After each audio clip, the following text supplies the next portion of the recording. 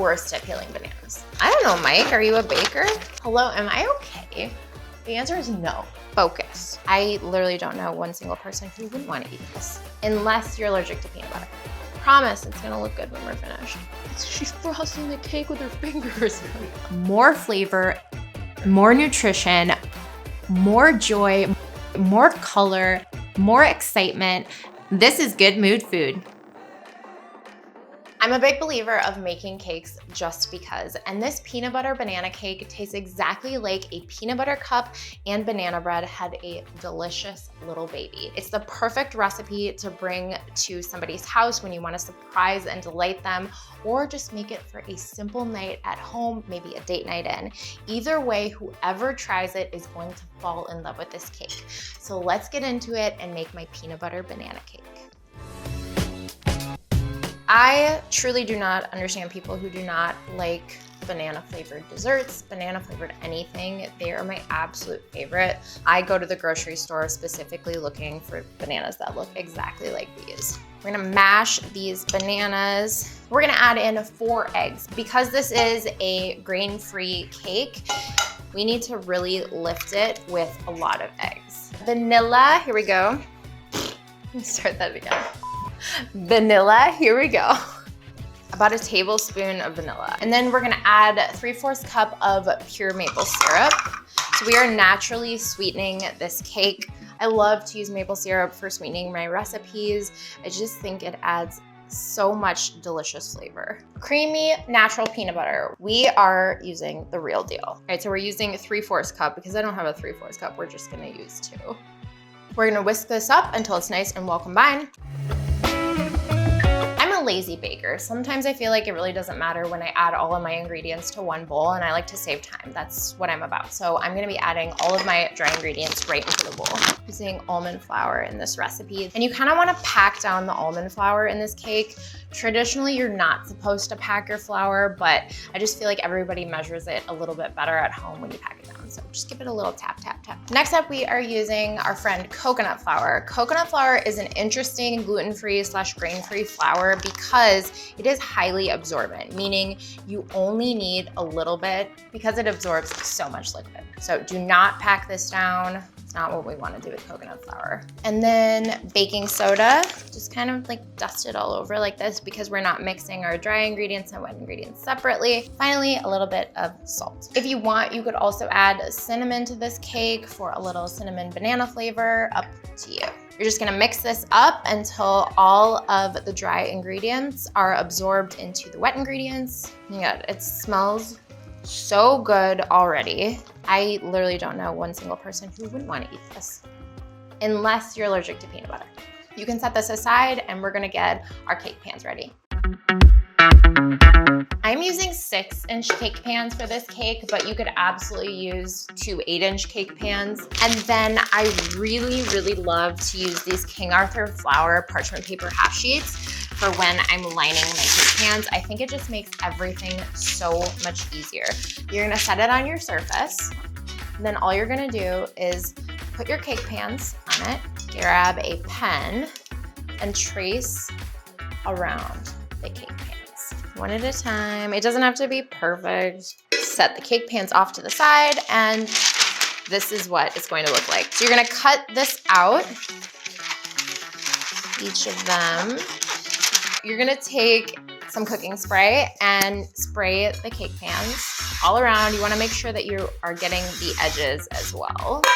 And then just stick the parchment paper on the bottom of each cake pan. Super easy, and that will help your cakes to not stick, and I will prove it to you once the cakes are done. We cannot forget chocolate chips. I like to use a mini semi-sweet chocolate chip, but you could use a regular chocolate chip. I don't have scissors. Pour in about half of the bag, about roughly 1 cup, and just stir those in. Looks good to me. All right, so then I take 1 cup, just a 1 cup measuring cup, and just slap the batter into those prepared pans. And this is kind of how I evenly divide my cake batter. Then what I like to do is just give my pans a little shake, spread out the batter nicely, pretty even. So we are gonna bake these in the oven, and then I'll show you when they're done. The cakes have fully cooled, and now we are ready to move on and make our fluffy as hell peanut butter frosting. It's so good. And I'm only using 2 cups of powdered sugar in this recipe. I'm gonna use some salted butter, 1/2 cup or 1 stick. Boom. A little bit of vanilla. I'm gonna add this whisk, and we're gonna beat it until the butter and the peanut butter are well combined. Okay, that looks really good. Now it's time to add in our powdered sugar. I'm gonna do 2 cups.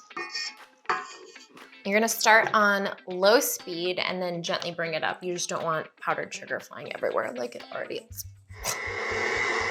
Dusty. To bring it all together, you're gonna add a splash of milk. You can use any milk you want. And if you want to keep this dairy-free, feel free to use a vegan buttery stick in this recipe, and therefore your frosting will be dairy-free. I'm also just gonna add a little pinch of salt and just mix again. Now, as you go, you may need to scrape the frosting down the sides of the bowl just to really help bring it together. And that, ladies and gentlemen, is what I call the fluffiest peanut butter frosting on the planet. Unbelievable. First thing you're gonna wanna do is run a butter knife around the cakes, and that will help them release from the pan. Be gentle about it because you don't wanna go into the cakes. Then just invert the cake, give it a little shake, and there you go. And you can peel the parchment paper off, and that is your cake. And I'm gonna be frosting them upside down because that is how you make cakes. So they're just gonna sit like that until I'm done. And if you are a fan of cakes, subscribe to my channel because I have a ton of amazing grain-free, dairy-free, blow your mind, show-stopping cakes. So like and subscribe.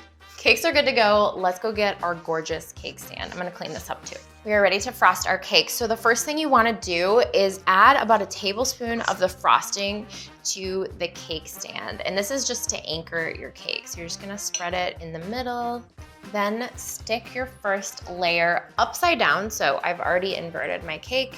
I'm just sticking it on top. Then you're gonna add about 1/2 cup of frosting onto that and spread it out towards the edges.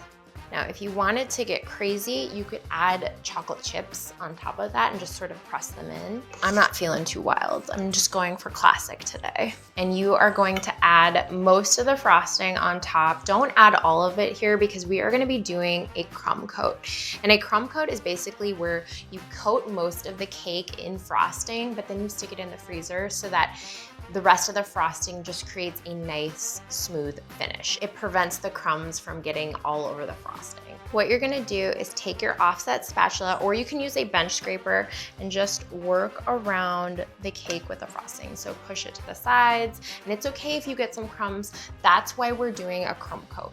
I know it's gonna be like, what the hell is she doing? This is ugly as hell, but promise it's gonna look good when we're finished. This is what I would call like a naked cake, technically. And then we're gonna stick it in either the fridge for about 20 minutes, or if you have a big enough freezer, you can stick it in your freezer for like 5 minutes, just until this part of the frosting has hardened up. And then we'll finish off frosting the rest. I just pulled this back out of the freezer and it is firm to the touch. So now I'm gonna finish frosting it and get that nice smooth coating. So the rest of the frosting can go on top. Just gonna work it towards the sides and then slowly work it around like you did with the rest. Now, as you go around, you may have extra frosting. So if you're finding that you have a ton of extra frosting as you work around the cake, then you can simply discard that, or be like Abra and use it as a dip for pretzels. She's been frosting that cake for like 20 minutes, folks. See, it's still not perfect. She's frosting the cake with her fingers. And then what I like to do is take some chocolate chips. I'm using regular chocolate chips now. You're just gonna it's not easy to do, but it is fun. Just gonna kind of toss them up against the cake. It was good. I'm done. I'm not touching it. I'm gonna cut into it. We're ready to cut into this bad boy. I cannot wait to show you what the inside of this looks like. Ready? Here we go. Oh my goodness. This is unbelievable.